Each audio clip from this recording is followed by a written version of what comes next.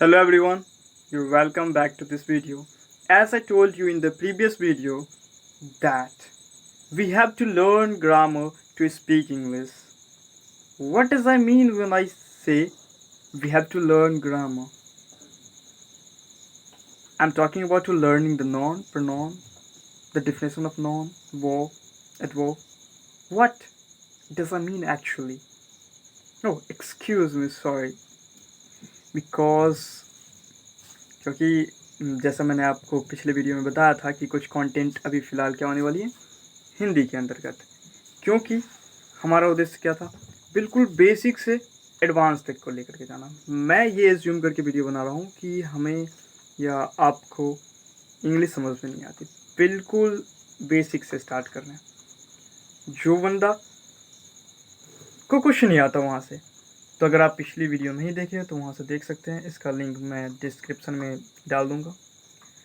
तो उस वीडियो के अंतर्गत मैंने बात किया था कि ट्रांसलेटिंग प्रोसेस का, कि हमें ग्रामर सीखना पड़ेगा। तो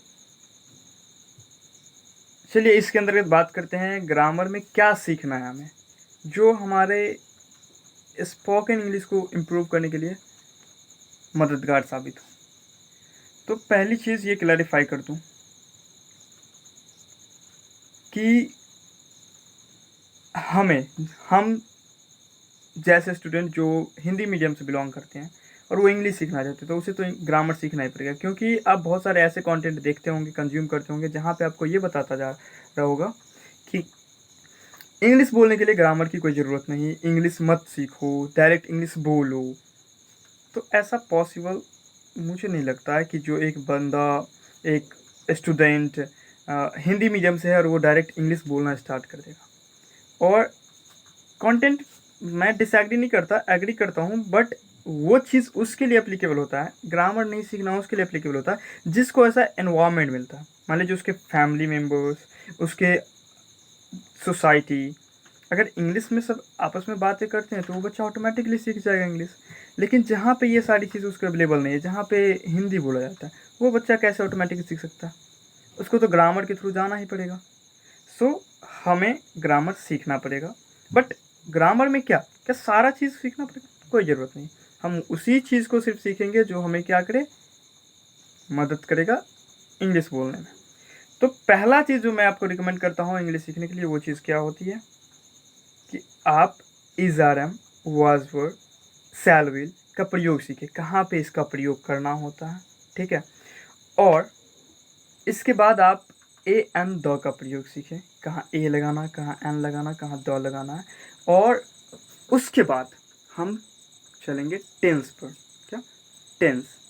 क्योंकि टेंस पे हम क्या सीखते हैं, सेंटेंस को फ्रेमिंग करना सीखते हैं, ट्रांसलेटिंग करना सीखते हैं, और यही ट्रांसलेटिंग ही हमें बहुत ज़्यादा मदद करने वाली है इंग्लिश बोलने में, ठीक है। अब ये कैसे कि ये मदद करेगी? यस, क्योंकि हमारा थॉट प्रोसेस जो है ना, सारा हिंदी के अंतर्गत आता है। अब कुछ भी सोचिएगा हिंदी के अंतर्गत आएगा, तो उसको ट्रांसलेट करने में टेंस बहुत ही ज़्यादा मदद करने वाला। तो आप टेंस सही तरीके से, ये तीन चीज़ें पहले आप सीखिए। क्या?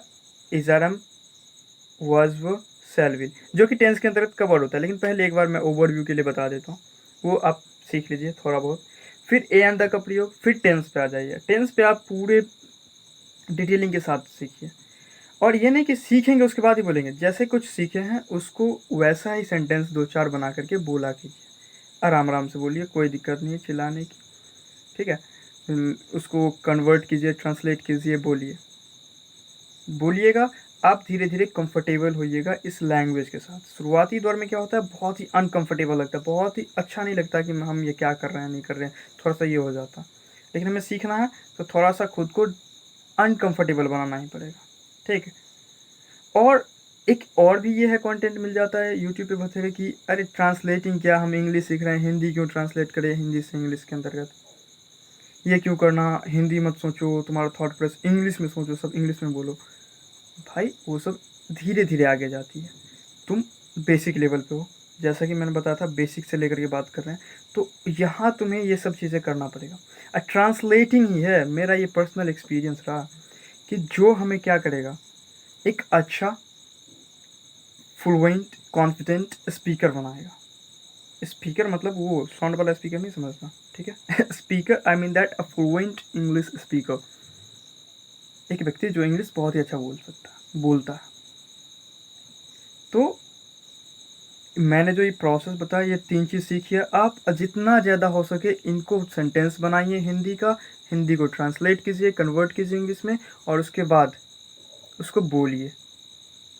ये प्रोसेस है, इसको फॉलो कीजिए और आप अच्छी खासी लेवल पे हो जाएंगे। धीरे धीरे देखिएगा आपको इम्प्रूवमेंट दिखेगी, जो कि 10-20 दिन के अंतर्गत अच्छी खासी इम्प्रूवमेंट दिखेगी। लेकिन हाँ, सिर्फ वीडियो देख के बैठ जाना, फिर दूसरे वीडियो को सर्च करना, ये वो फलाना ढिमका, सिर्फ वीडियो देखने से कुछ नहीं होता मेरे भाई। मैंने जैसा बोला आपको, ये चीज़ मेरी चैनल पे नहीं मिलने वाली है। क्या कि जहाँ पे मैं टेंस पढ़ा रहा हूँगा, ये सब नहीं पढ़ाऊँगा। तो ये मैं सिर्फ गाइड करने के लिए यहाँ आया हूँ। आपको ये किसी और जगह से कंटेंट कंज्यूम करना होगा, और जो कि मिल जाती हैं, बहुत सारे चैनल ऐसे हैं जो अच्छे खासे पढ़ाती हैं, तो आप वहाँ से देख लीजिए और ट्रांसलेटिंग कीजिए उस सब चीज़ों को जितना ज़्यादा हो सके, उसको बोलने की कोशिश कीजिए जितना ज़्यादा हो सके, ठीक। तो आप देखिएगा धीरे धीरे आपको इम्प्रूवमेंट दिखेगी।